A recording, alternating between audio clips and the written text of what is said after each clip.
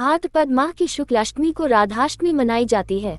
शास्त्रों में इस तिथि को श्री राधा जी का प्राकट्य दिवस माना गया है। पद्म पुराण के अनुसार राधा जी राजा वृषभानु की पुत्री थी एवं राधा जी के माता का नाम कीर्ति था।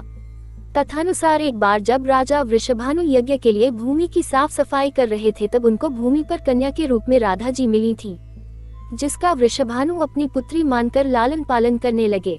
राधा जी जब बड़ी हुई तो उनका जीवन सर्वप्रथम कृष्ण जी के सानिध्य में बीता, किंतु राधा जी का विवाह रापान नामक व्यक्ति के साथ संपन्न हुआ था। पुराणों के अनुसार राधा जी माँ लक्ष्मी की अवतार थी। जब कृष्ण जी द्वापर युग में जन्म लिया तो माँ लक्ष्मी जी भी राधा रूप में प्रकट हुई थी। श्री राधाष्टमी व्रत विधि। अन्य व्रतों की भांति इस दिन भी प्रातः सूर्योदय से पूर्व उठकर स्नानादि क्रियाओं से निवृत्त होकर श्री राधा जी का विधिवत पूजन करना चाहिए।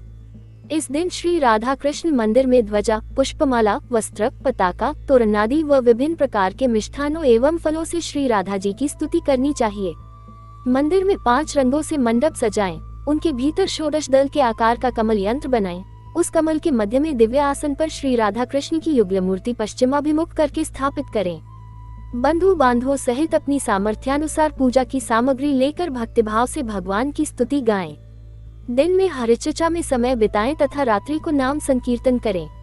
एक समय फलाहार करें। मंदिर में दीपदान करें। श्री राधाष्टमी व्रत का महत्व।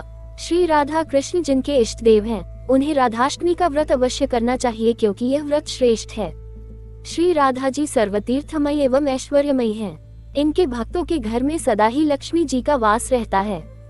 जो भक्त यह व्रत करते हैं उन साधकों की जहाँ सभी मनोकामनाएं पूरी होती हैं, मनुष्य को सभी सुखों की प्राप्ति होती है। माना जाता है कि इस दिन राधा जी से मांगी गई हर मुराद पूरी होती है। जो मनुष्य श्री राधा जी के नाम मंत्र का स्मरण एवं जाप करता है वह धर्मार्थी बनता है। अर्थार्थी को धन की प्राप्ति होती है, मोक्षार्थी को मोक्ष मिलता है। राधा जी की पूजा के बिना श्री कृष्ण जी की पूजा अधूरी रहती है। राधाष्टमी कथा। राधा का पृथ्वी पर आना एक सामान्य घटना नहीं है।